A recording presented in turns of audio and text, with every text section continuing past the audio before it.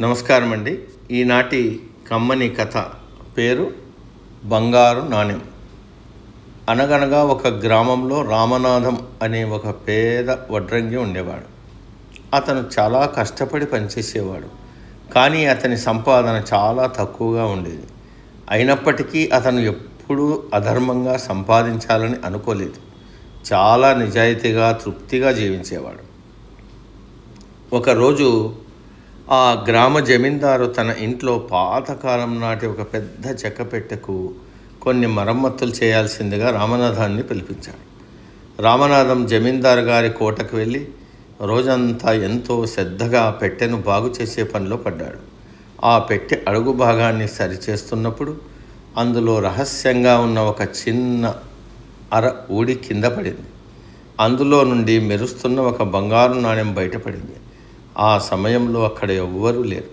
రామనాథం అనుకుంటే ఆ నాణ్యాన్ని ఎవరికీ తెలియకుండా తన జేబులో వేసుకోవచ్చు.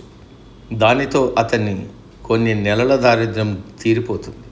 కానీ అతని మనస్సాక్షి అందుకు ఒప్పుకోలేదు. వెంటనే రామనాథం ఆ నాణ్యాన్ని తీసుకుని జమీందార్ గారి దగ్గరికి వెళ్ళాడు.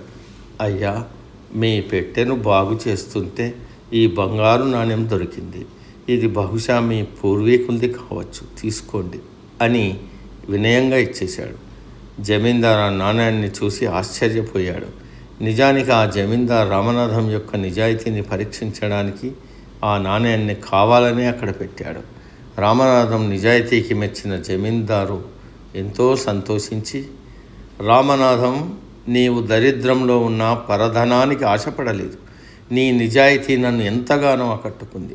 ఈ బంగారు నాణ్యాన్ని నీ నిజాయితీకి బహుమతిగా నేనే ఇస్తున్నాను. అంతేకాదు, ఇకపై మా కోటలో జరిగే అన్ని వడ్రంగి పనుల బాధ్యత నీదే అని ప్రకటించాడు.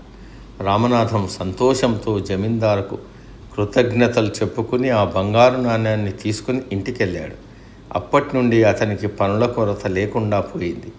అతని జీవితం సాఫీగా సాగింది. ఈ కథ వల్ల మనం ఏం తెలుసుకుంటున్నాం?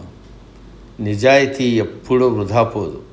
తాత్కాలిక లాభం కోసం అధర్మ మార్గాన్ని ఎంచుకోకుండా నిజాయితీగా జీవిస్తే ఈ భగవంతుడే మనకు తగిన గుర్తింపును, గౌరవాన్ని ఇస్తాడు. సమాప్తం. సర్వే జన సుఖినో భవంతు.